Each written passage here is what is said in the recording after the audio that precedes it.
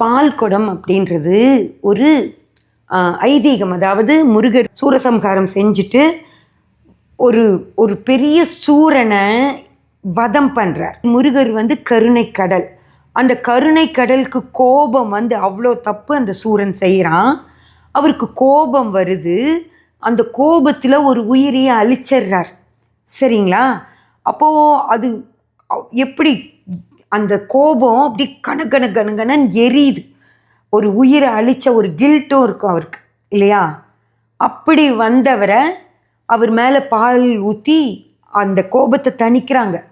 தெய்வமே, எங்களுக்காக, எங்களை காப்பாற்றுறதுக்காக தான் நீ இதை செஞ்ச. அதனால் அந்த அந்த இதிலிருந்து வெளியே வா. நீ பண்ணது எங்களுக்காக தான் நீ செஞ்சதில் எந்த தப்பும் இல்லை. எங்களை காப்பாற்றினதுக்கு நன்றி.